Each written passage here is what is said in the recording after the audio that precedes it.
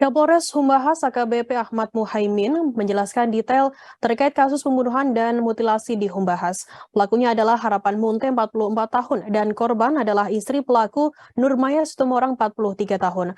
Pada saat konferensi pers yang diselenggarakan pada Senin 14 November, ia menguraikan perihal kasus pembunuhan berencana tersebut yang terjadi di Lumban Sionang, Desa Pasaribu, Kecamatan Dolol Sanggul, Kabupaten Humbahas. Penyebab ataupun motif dari tersangka merasa sakit hati terhadap korban. Informasi lebih lengkapnya akan disampaikan oleh rekan jurnalis kami dari Tribun Medan, ada Maurits yang akan melaporkannya. Silakan rekan Maurits.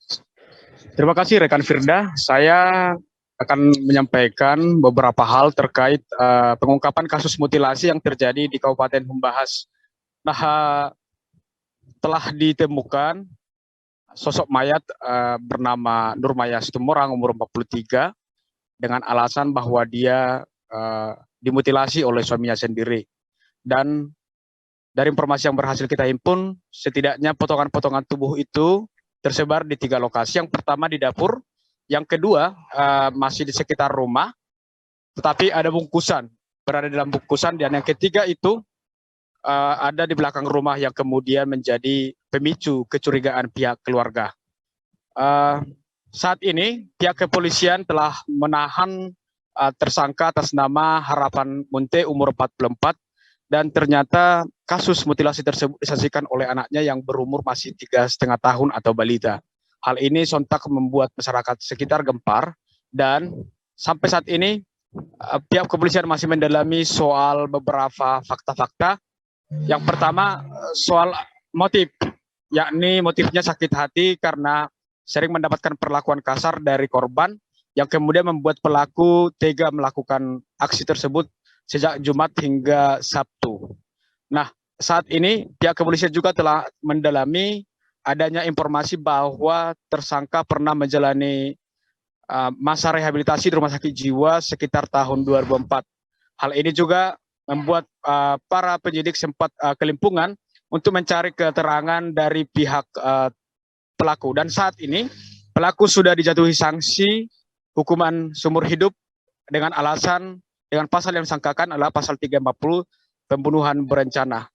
Hingga saat ini berkas-berkas masih dipersiapkan untuk segera dilimpahkan ke kejaksaan. Demikian rekan Firda. Baik, terima kasih rekan Maurits atas laporan Anda. Selamat bertugas kembali. Tribuners akan kami tampilkan wawancara dari Kapolres Humbahas AKBP Ahmad Muhaimin. Dan berikut liputannya untuk Anda. Assalamualaikum warahmatullahi wabarakatuh. Selamat siang. Salam bertugas semua yang saya hormati dan saya Muhammadiyah. Hari ini akan saya jelaskan dan saya sedikit gambarkan tentang kejadian kemarin yang terjadi di wilayah Humbahas.